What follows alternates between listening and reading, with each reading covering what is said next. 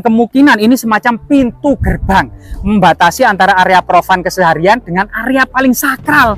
Nah, jika kita lihat usahanya pengen lancar, dikasih air ini gitu ya agar sehat. Kemudian kalau kemudian sering mandi di sini dijamin awet muda 10 tahun. Nah, ini.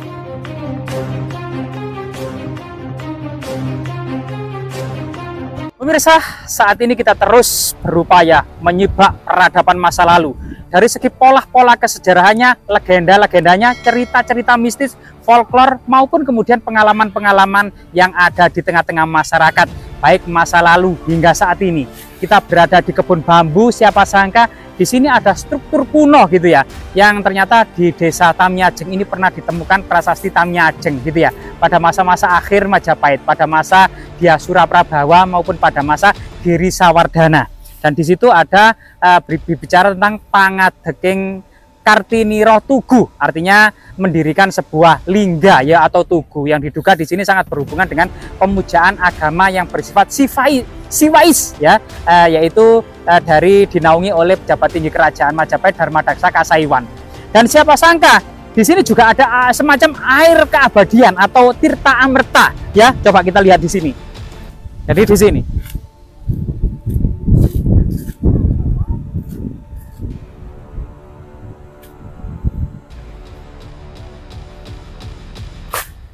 Jadi di lokasi ini ada sumber mata air yang sangat besar yang sebagian disalurkan masyarakat ke desa-desa, ke dusun-dusun, ke rumah-rumah ya. Siapa sangka di sini ada semacam batu ya yang dahulunya diduga ini adalah bagian dari batu kuno ya. Nah, ini batu kuno ini. Kemungkinan berbentuk apa namanya seperti kemuncak atau kemudian makara, kita kurang tahu. Jadi cerita tentang Tirta Amerta yang sangat berhubungan dengan Samudra Mantana yang sudah familiar kita dengar. Loh, ini batu-batu candi. Nah, kemudian salah satu kazana kuno yang kurang diungkap adalah tentang cerita Bima Ruci atau Bima Suci ya. Itu pada suatu ketika Bima itu disuruh oleh gurunya Maharsi Drona, yang sebenarnya kemungkinan memang Bima itu mau disingkirkan agar tidak berperang melawan Kurawa. Karena pada waktu itu Maharsi Drona dan Maharsi Bisma berpihak di Kurawa untuk melawan Pandawa. Sehingga kemudian Bima ini diutus oleh gurunya Maharsi Drona untuk mencari air keabadian di dalam samudra. Nah, disitulah kemudian Bima datang berizin kepada orang tuanya yang ibunya kemudian juga menasihati agar tidak berangkat melakukan pengembaraan yang jauh ke dalam dasar samudra, yang bahkan kemudian waktu itu Bima itu juga kemudian harus bertarung dengan ular naga di lautan samudra. Sampai kemudian Bima masuk ke dalam samudra, kemudian keluar Bima Ruci atau Bima Suci dari telinganya. Sosok Bima dalam kecil gitu ya. Sosok Bima namun memiliki tubuh yang lebih kecil, sehingga kemudian memberikan wejangan kepada Bima tentang ilmu sejati. Yang kemudian disitulah Bima mendapatkan wejangan dari Dewa Ruci yang dikenal dengan kemudian cerita Nawaruci. Artinya aktivitas Bima ini adalah representatif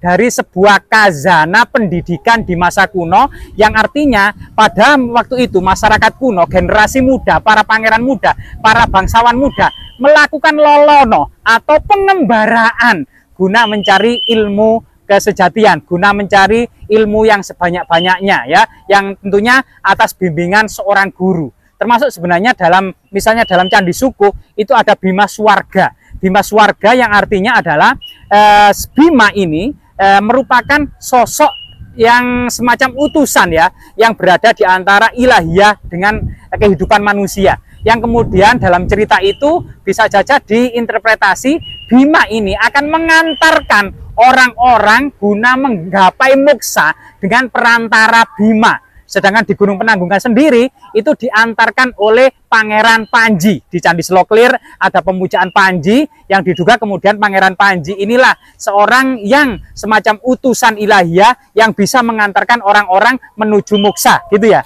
Nah, jika kita lihat kemudian air Amerta yang sangat luar biasa sekali ini gitu ya, maka kita jika ke bawah ada semacam balok-balok batu candi raksasa, Jaladwara, pancuran air kuno yang diduga memang tinggalan peradaban kuno di masa lalu.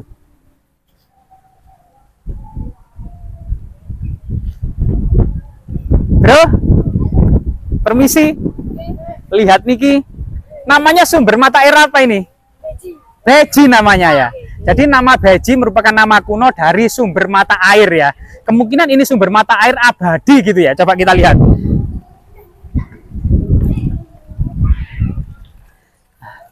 Jadi sebelum kita memasuki area pancuran sumber mata air Beji ini, kita lihat ada struktur bulatan gitu ya. Seperti mungkin kue apem atau seperti apa ini yang diduga ini adalah semacam padmasana atau tempat duduk arca gitu ya. Diduga ini adalah padmasana atau tempat duduk arca yang saat ini kemungkinan arcanya sudah tidak ada lagi. Di sini juga ada balok-balok batu candi dengan lubang-lubang misterius gitu ya, yang kemungkinan semacam kayak batu persajian gitu ya. Di sini juga ada teman-teman.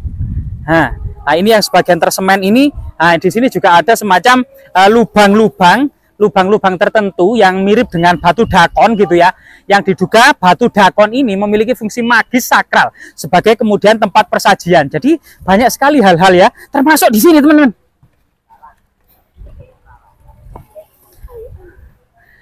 Nah, di sini ini ada batu raksasa gitu ya, batu candi yang kemungkinan ini semacam pintu gerbang membatasi antara area profan keseharian dengan area paling sakral. Nah, jika kita lihat area yang paling sakral di sini gitu ya, kita masuk pelan-pelan teman-teman. Nah, ini.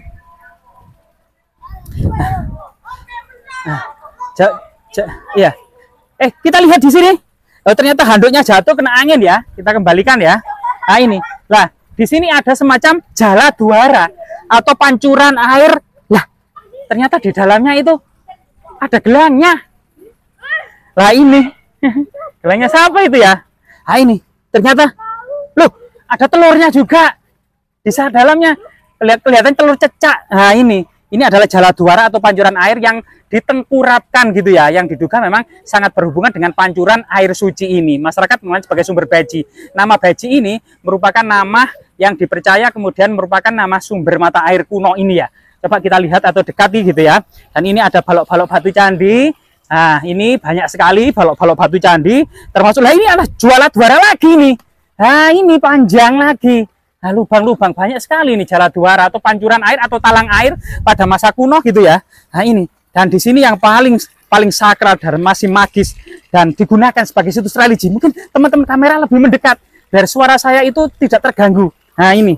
Nah ini ya, ini ada balok-balok batu candi yang banyak jala duara atau pancuran air, dan ini perdupaan masih digunakan masyarakat sebagai situs perdupaan, dan ada batu-batu alam lainnya gitu ya. Dan ini coba kita coba kita raut. Nah iya, atau kita minum ya. Nah, lo ini bisa diminum tah? Orang-orang minum juga di sini langsung. Loh. Nah berarti ini menurut cerita tutur yang berkembang di masyarakat, kalau minum di sini bisa menghilangkan penyakit gitu ya. Kalau usahanya pengen lancar, dikasih air ini gitu ya agar sehat. Kemudian kalau sering mandi di sini dijamin awet muda 10 tahun. Nah ini.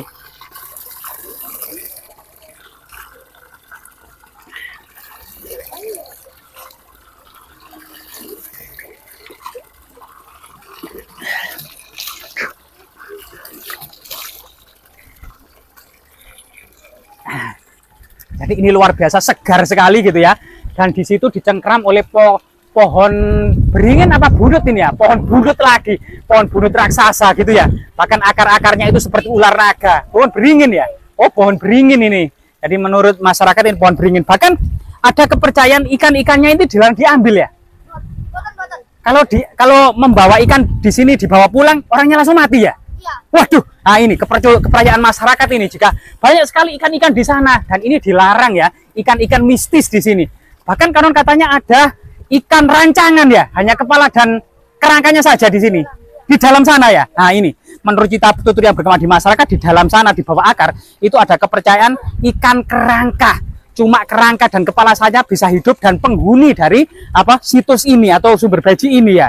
Nah ini artinya memang banyak sekali folklore atau legenda-legenda yang ada di masyarakat, yang tentunya legenda-legenda itu membalut jalinan dari sebuah kisah sederhana dari masyarakat kecil, dari sebuah sejarah di masa lalu ya, sejarah yang gemilang-gemilang, tentunya sejarah pada masyarakat kuno gitu ya, yang memang ini terletak di kaki Gunung Penanggungan, area Burloka, area kaki Gunung Penanggungan. Yang diduga di sini ada semacam pejalan suci menuju puncak Gunung Penanggungan yang harus mandi suci terlebih dahulu di area ini sebelum kemudian menaiki Gunung Penanggungan ya. Jadi sangat luar biasa sekali. Nah, mungkin teman-teman kamera nanti bisa mandi gitu ya, atau kita cemplungkan di sini gitu ya.